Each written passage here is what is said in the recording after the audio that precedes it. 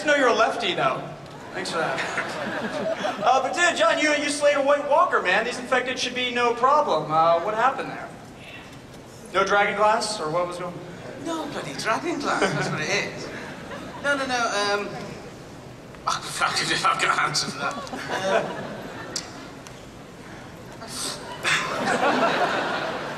Did you practice your convulsing? Was that something you worked at? Look good. I practiced jerking off with my left. Okay, all right. All right, now. Family show here. Family show. Matt, talk about, because I think it's really fascinating about that clip, is the relationship between your character and Stanley Tucci's Infected. Because it felt to me almost a little like Silence of the Lambs, almost in a way, like Hannibal and Clarice. Is this like a game of cat and mouse you guys are playing, or what? Yeah. I guess it is a game of cat and mouse. And he's such a wonderful actor, Stanley. He's such a sort of wonderful spirit to have around on set. It was great fun to have Stanley. Yeah, but it's very much me trying to elicit information from the dear boy. Nice.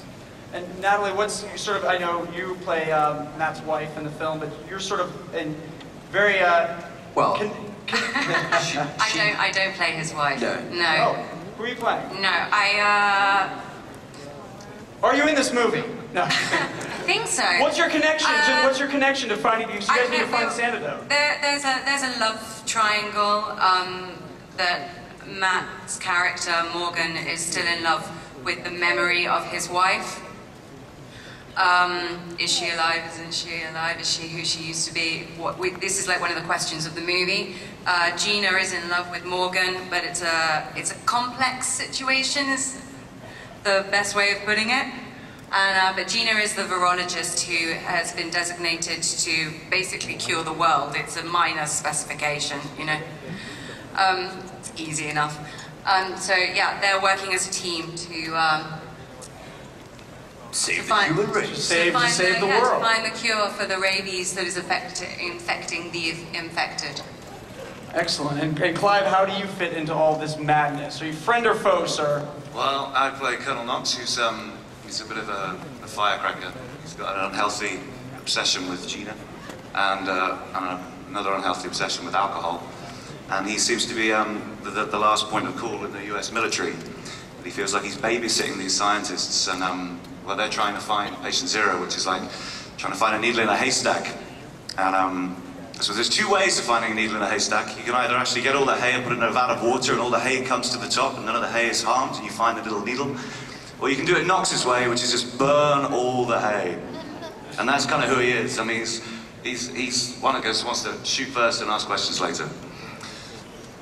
I know you guys want to ask some questions, so we start lining up here in just a minute. We're going to get to those, and now's the time to do it because we've got a very short window of time here. But Mike Lee here, the screenwriter, ladies and gentlemen, just last year was camped out in line to get into Hall H, and now he's on the stage. How cool is that? Right here.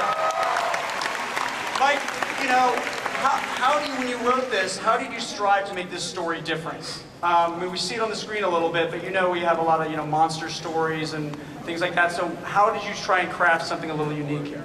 Well, even though the infected are definitely not zombies, the inspiration of this came from seeing a zombie here at Comic-Con a couple years ago. I saw a guy dressed like a zombie smoking a cigarette. And that image just stayed with me for months, and it came to the point where I kept asking myself, who was the zombie? Why was he smoking a cigarette? He had a personality, that kind of, he was an individual, versus like this collective threat.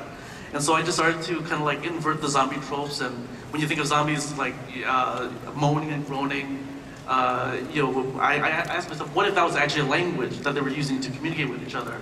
And so that's how the story evolved. Excellent. All right, guys, I know you want to ask some questions, so let's go right here. How's it going? Mad Max, right? No. No? What is the outfit? Oh. Oh my God. Wow. Impressive. All right. Can you ask your question with that on or not?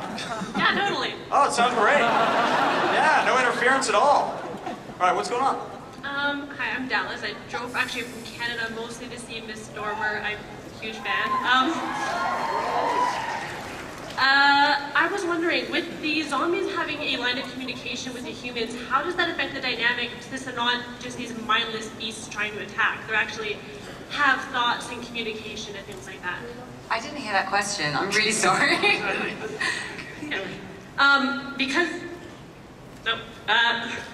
Because the zombies are able to communicate with the humans, how does that affect the dynamic? Since they're not just mindless beasts trying to viciously attack and eat people. Okay, I'm going to take this and I'm going to pass it to Matt. So the really interesting thing about all the books and all the shows you guys love is that every era or every tribe or historically every nation in the world, they always create the monsters that cathartically vent their issues for their culture or their time, right? And the infected are Mike, correct me if I'm wrong here, but the infected are victims of our modern age, being bombarded by social media, 24/7, everything open. The idea is that rabies, that it harnesses your adrenaline and all the stress levels and the mad, fast pace that we live our 21st century lives has been used to enrage them. And the only person that can communicate with them, because he's been bitten but not turned, is this guy. Go. God. Well, and then and then I do some talking. And then, I mean, what else am I meant to say? I think you said it all very eloquently and brilliantly, really, Dorma, as always. You know, you should be like President of America or something. I mean, yeah. I think you've been, I mean, what was the question? It was well said. Well stated. Thank you very much. Thank Appreciate you. it. Next, yeah.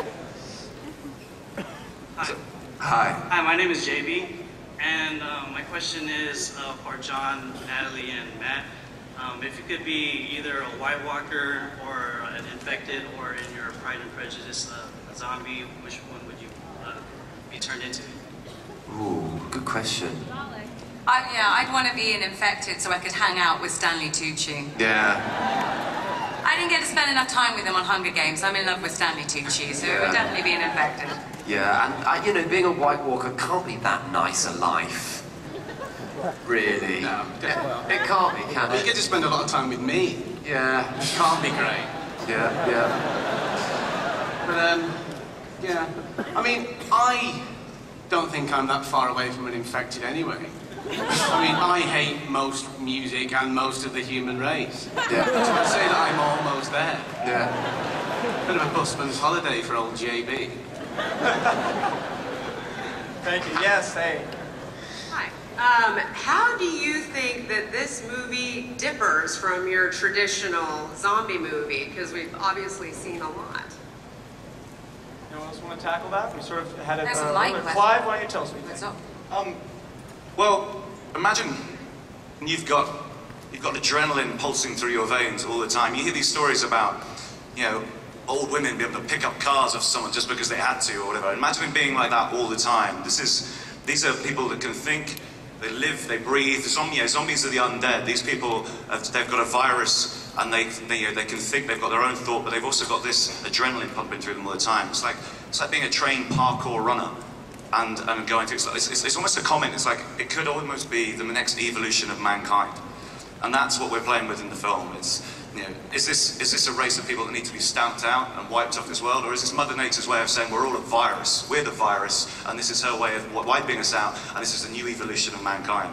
So, you know, they're not zombies. There's nothing to do with, you know, people chasing people down the street just wanting to eat them and rip out their hearts and devour them.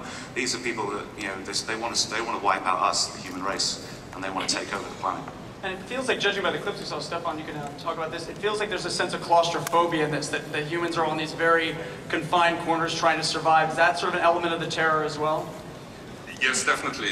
Sort of more or less the whole movie takes place in this underground military compound, and it's too hot in there, and people are sweating all the time, and it's a most unpleasant situation. I think the other thing which is sort of special, we have a lot of Matt interrogating these infected and torturing them with music, And so it's not only the massacre and the slaughter. We also have massacre and slaughter, but we have a little bit more than that. What else is in the record collection, Matt? Lots. We've got a lot of good records. That was actually one of the things originally that really attracted me to the script. Was I'm a big music fan, and this, you know, there felt like there was a real presence of sort of good rock and roll music in this film. So I'd be interested to see. There's a bit of the Who.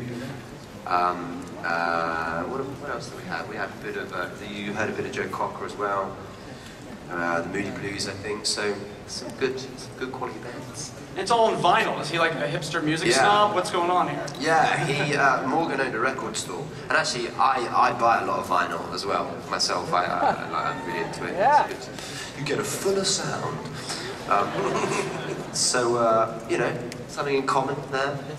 Nice. We'll check out the soundtrack. One more question right there, and it is you, sir. So now that zombies can communicate, are they going to have like strategically planned attacks like velociraptors or anything like that? Yeah, pretty much. Wasn't Jurassic Park really good as well? Yeah, they are going to have strategically planned attacks. I think that's sort of one of the points in the movie. You know, we suddenly go, oh no, they're hunting us. Uh-oh. Yeah, that's the idea of the movie, is like, as Clive so eloquently said, imagine if the next step in evolution, Darwinianism, is that the infected would take over the planet. They are the evolved next step for mankind. And yeah, their intelligence levels and what that means is something that we explore in the movie. Right, and the infected, they're evolving in intelligence, in style. They have their own sense of philosophy. They're organized. They're a little sexy. You know, they're you know, like I said, an evolutionary step into a superior being from what we are. That's what I love about the movie as well. As it starts, if we build up the tensions, and you know, mankind has gone underground. That's how bad the situation is, and we're trying to find patient zero. And it's like a boiler room. It's a pressure cooker, and the tension builds and builds and builds. But they're all around, and eventually, if we're going to have a film full of conflict and drama, they're going to get in. So when that happens, it's just intense, and you know, we can't give away too much, but you know, the way that these guys can find their way down the rabbit hole, it's going to blow your mind. We're all out of time, guys. Thank you so much. I want to thank Matt Smith, Natalie Dormer, John Bradley, Mike Gannon, Mike Lee, Stefan Ruzowitzky for coming here. Patient Zero opened in 2016. Check it out. Have a great Comic-Con. Thank you so much. I always appreciate you guys. So awesome. Have a great time. Hateful Eight, I think, is up next. See you.